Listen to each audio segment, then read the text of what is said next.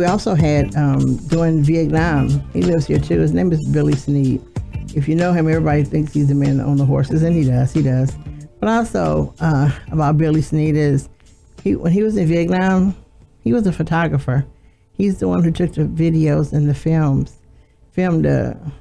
in a helicopter. He was the one half hanging out doing all the videos, and you know what? He still has them because somehow or another he bought them back. And as you know, you weren't supposed to bring the footage back, but he bought it back and he got it transferred. Someone to transfer from reel to reel. Oh my goodness, yes, to a DVD. And it's very interesting to look at because there's a lot of history in there.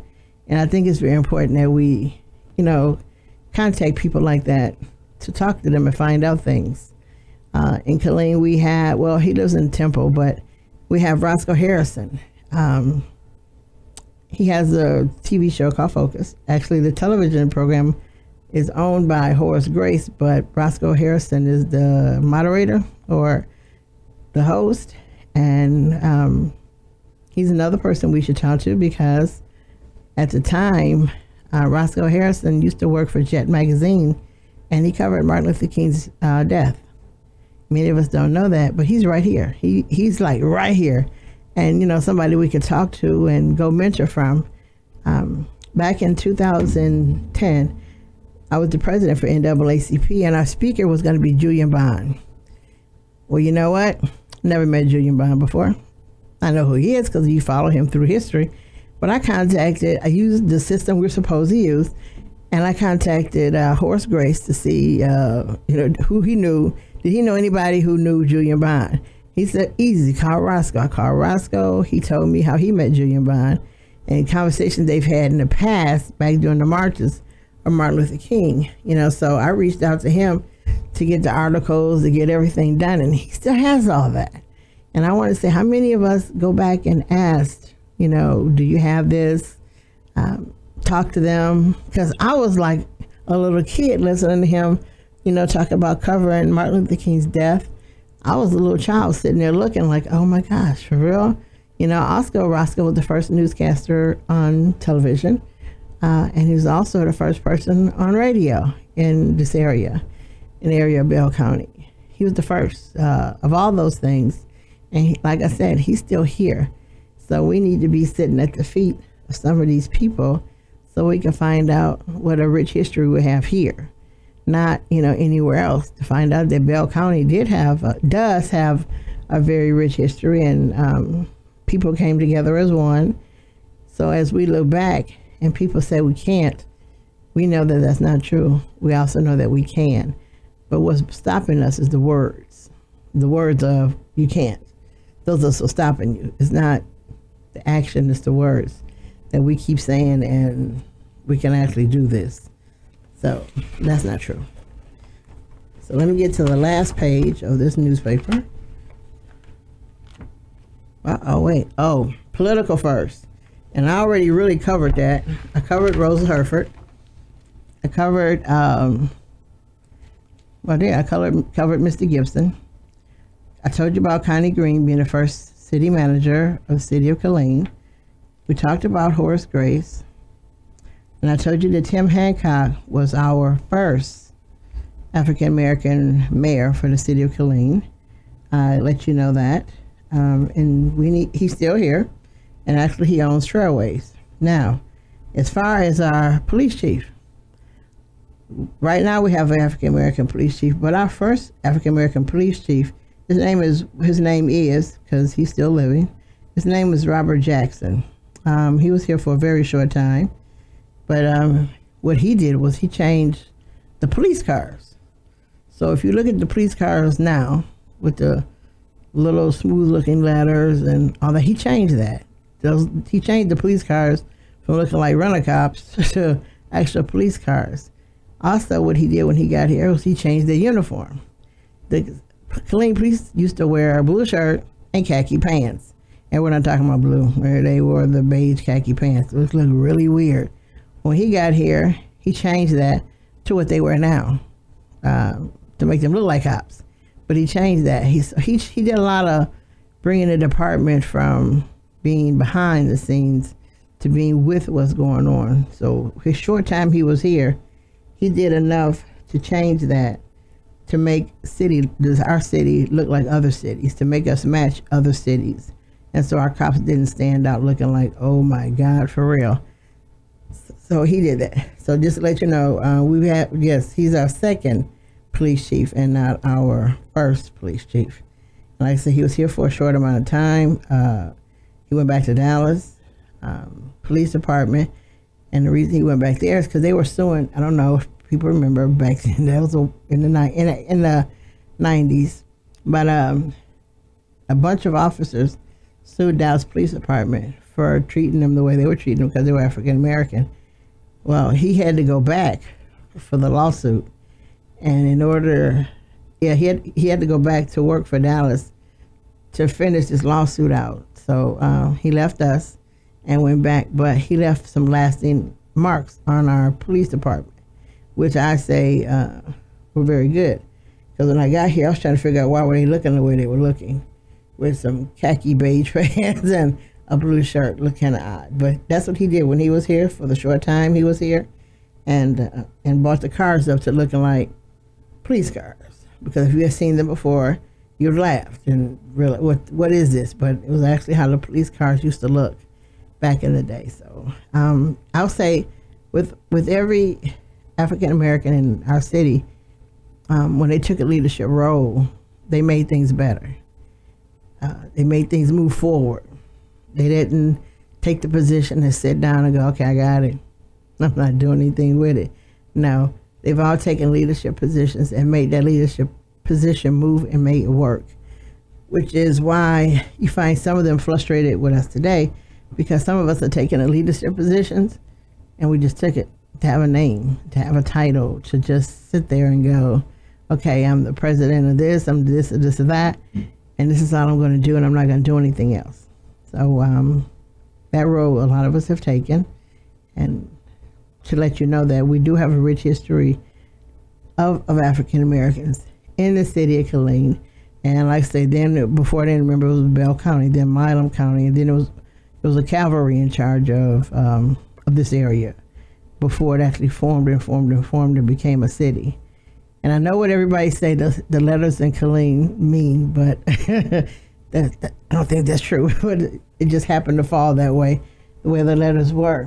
If you I talked to two people about the name of the city of Killeen and what was happening then. And I got two different stories. I got one story from an older lady who lived here, and she says, and she has in a little documentary, she stated that it was the train station downtown in front of where the Conference and Civics little building is. Those train tracks right there. She said the train used to come through every weekend. Every Friday morning, train stopped right there, and he stopped for the weekend. And the conductor on the train's last name was Killeen. So she said when he came in, you figure that was the hub of Killeen. That the area where the train tracks was the downtown Killeen, the hub of Killeen. That's where the bars and the saloons were. That was it. That was the hangout. Well, when he came with his men, because you figure it was the conductor and all the other men on there, they spent the money in Killeen. They, drinks, women, all of that. They spent the money. Well, the city didn't have a name. Remember at that time, it didn't have a name. It didn't. It was Bell County, and that's it. It was just Bell County.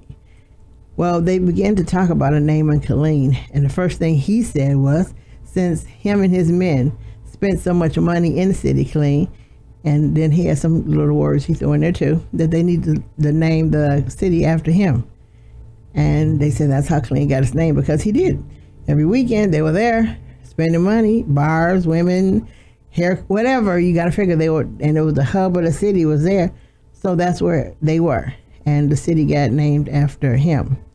Then you hear the other story of some man, conductor, drive past every weekend, and that they named it after him. But I believe the story that Mrs. Polly Peace Elmore said. Polly Peace Elmore was, she died about 3 or 4 years ago. She put a lot of our Black history into Belton's museum Why she put it in Belton's museum is because Killeen didn't, not museum, excuse me, library, because Killeen didn't have a library. Belton had a library before Killeen did. So she stored a lot of our Black history in Belton's library. I went with her one day to see some of the Black history, and I found out that most people who say they were born and raised and their family is from Killeen, their family actually was from Bartlett, Texas. And she showed me that because what she was showing me that, now I'm gonna go way back to come back up. She showed me that because her grandfather owned slaves, and they worked opposite. Since blacks weren't allowed to be in Killeen at a certain time in the evening, they brought the slaves in at night on shotgun trucks. I mean, vehicles on, or whatever they did, but they brought them in at night, and they worked at night all night long, and they took them back to Bartlett in the morning. And slowly, when African Americans could live in Bell County, because remember again, it was still Bell County, those are the ones who actually stayed here, the ones from Bartlett. And that's stored in Belton's library. So I did find out. So people who say they were originally whole family from, from this area, they're telling the truth if they're African American, but they keep looking, and then most of their roots would be in Bartlett, Texas, and not here, because that's where they were brought from here when they were slaves. And then when they became free, they just stayed on here. And like I said, remember, in Bell County, because there was no city. It was just big old huge county of people. So like I said, when you meet people in their family heritage and everything, they say Killeen, Killeen, Killeen.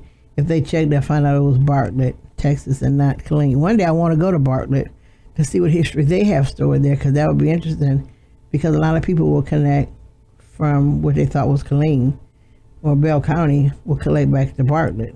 So that would be interesting to find out exactly who did and who would. Now, you remember I keep saying Bell County because that's what it was. Do you know when it started being formed a city, African Americans couldn't go to school in Killeen. They had to go to Temple to go to school. Temple and Belton to go to school. So a bus took them from Fort Hood to school. And also where Marlboro is, people call it Marlboro Heights. That's because that's where it was. Marlboro Heights was the only place that African Americans could live at that time. Remember, this wasn't too long ago either. Because remember, I just told you in 1970 they closed Marlboro Elementary School. So it wasn't too long ago. This wasn't dead history. It's still here and very much alive. But African Americans only live in Marlboro Heights. And also, I don't know who came up with the name first, but the Bottoms in Killeen was over there by where Killeen actually is now. If you go back behind there, like way up in there, that was also where African Americans could live. And that's where Simmonsville Church area is. And then you figure Marlboro Heights area was where Marlboro's church was. So those are the two areas that we could live. Just think, there was no bus taking them to school. There was no bus. No bus. Before those two schools were there was no bus to take those kids anywhere. They had to do what kids don't like doing today. They had to actually walk. The thing that kids are allergic to, walking, they had to actually walk to school, which is really wild and really dedicated too, because I swear I don't know if I don't went to school every day. But those are the areas of Killeen that we could live in and go to school and basically be contained right there. So when people say Marlboro Heights, and that's because that's what its name was. It wasn't a city, no, it was just a contained area where you had to live at. The Bottoms wasn't a city, it was just another area to contain everybody and put you there so everybody knew where you were. And gradually it was a step out. People started stepping out. And when the military became the military, a lot of things changed, because the bigger Fort Hood was changing, Camp Hood was changed to Fort Hood. The more soldiers there was, the more money coming in and more control Fort Hood had. So things had to change because they weren't going to stay there.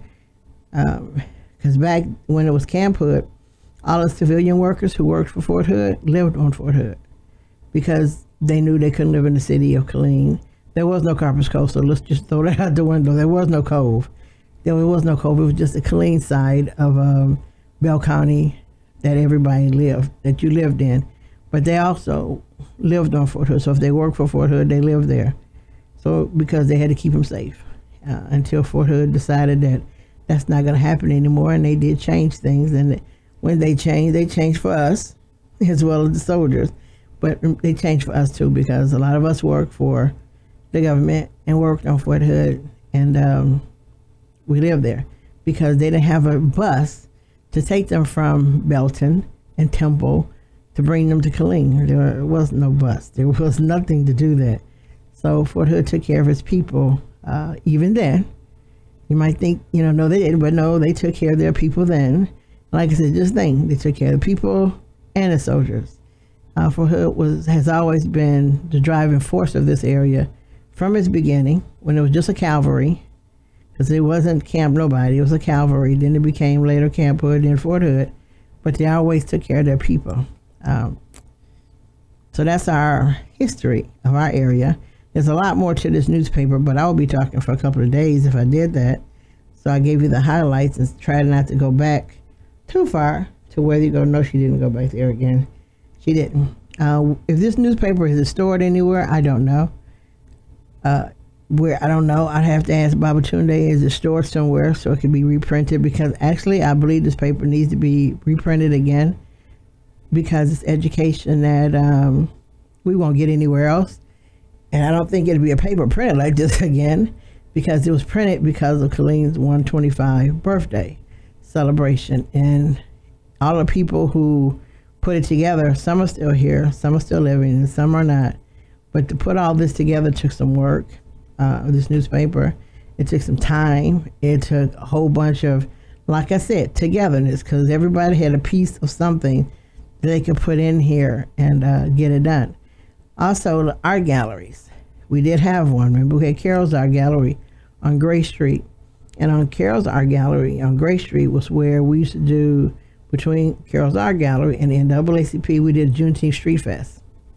So that everybody knew that night that you were going to be downtown Killeen on Gray Street, and take up Gray from 2 blocks of Gray Street, and then took up Avenue C. Yes, we took up Avenue C for a big, huge festival. We had the stage, they did the jump to broom wedding. You had vendors all over the place because we didn't charge vendors much. They did it before I got here. Then when I got here, I became part of the committee after I had to understand Juneteenth, because it didn't register in my head of what it was. But that was when the Juneteenth celebration started downtown. It started in Carol's. The meetings used to take place in Carol's Art Gallery. And her art gallery also became a hub. Just like Baba Tunde's bookstore, you go in there at 1 o'clock and buy a book, and you left at 5. Because the conversation got so deep until you didn't want to go nowhere. You just need to hear the rest of it, or get into the rest of it, or jump into it. And Carol's Art Gallery became the same thing. We learned about Charles Bibbs there. There was a lot of artists, pictures and artists we learned about at her store, at her gallery. So there were days the same thing happened. You go in there at 1, you leave who knows whenever, because y'all talking about artists, to which we didn't know who was who.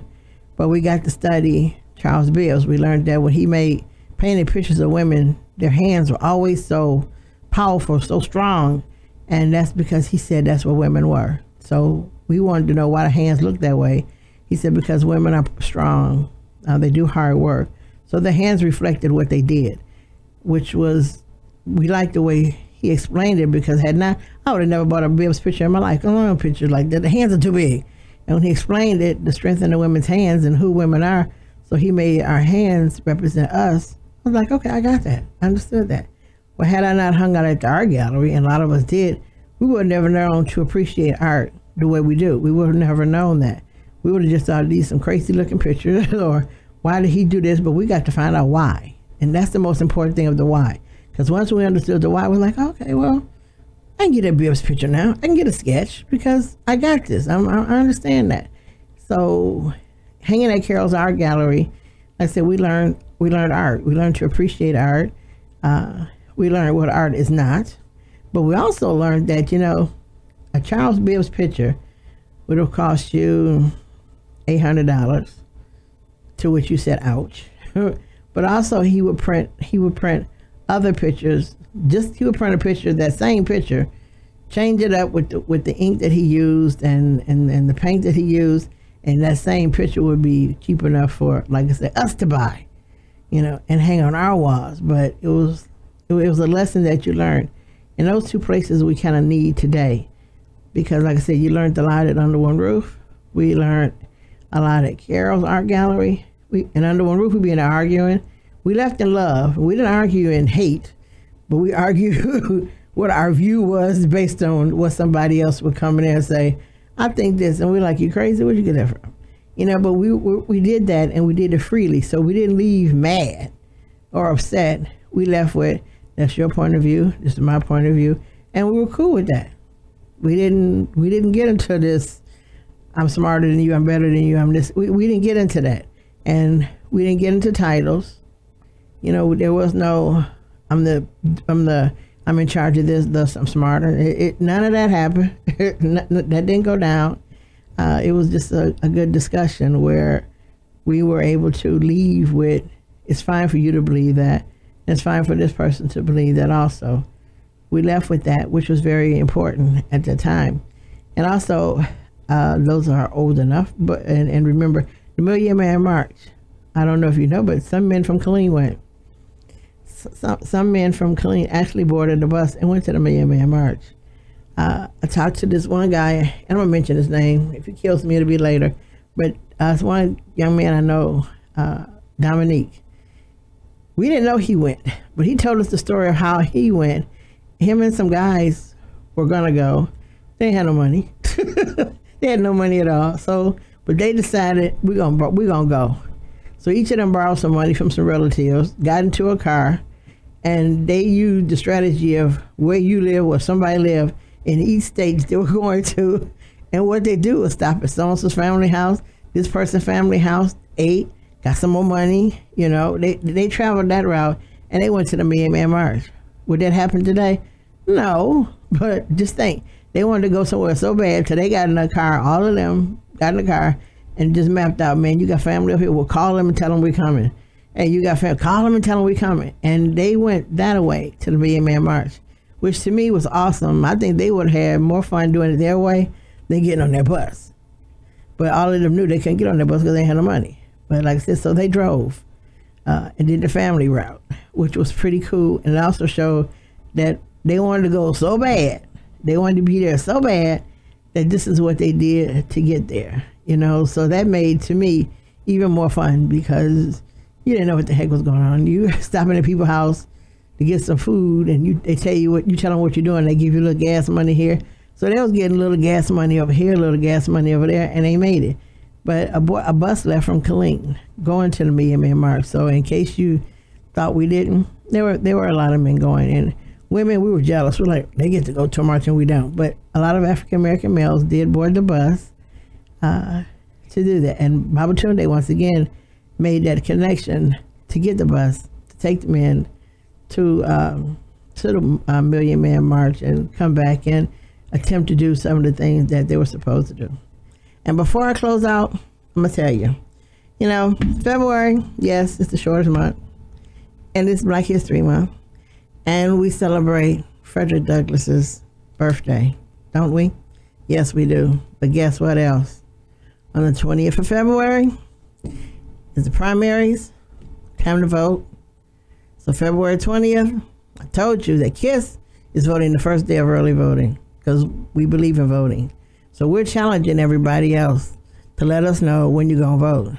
So far, I didn't see anybody on our page saying they're going to come vote. So I'm assuming we're the only ones in the whole city going to go vote.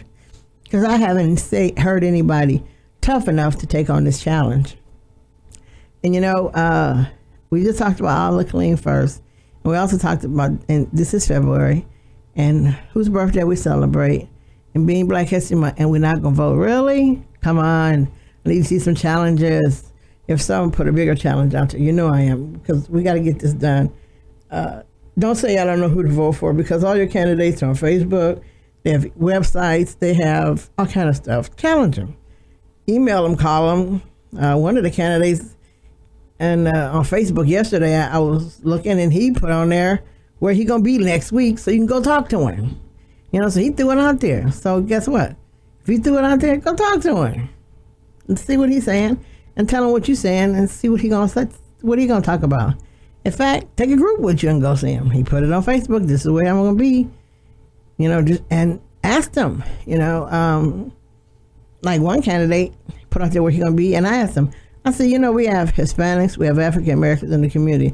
Are you gonna be in any of their places? Boy, did I get an answer real fast. You know, but it was his answer was he didn't think about it. That was his answer. He was straight up true. I didn't think about it, and I could believe that. I really could. So, as I close out, February 20th, first day of early voting. You need to vote. Don't let it be Black History Month and we don't vote. That really wouldn't look too good. Doesn't sound too good. Not at all. So I want to thank you for listening to KISS Community Connections, and I hope you learned some things this morning. I'm going to contact Baba Tunde and see if he'll print some more papers so that we can distribute them to more people, so that we can preserve at least this part of our history and keep it rolling. I want to thank you for listening to KISS Community Connections, and I want you to always remember, you cannot lead a positive life with a negative mind. And talk to you next Sunday. Bye now.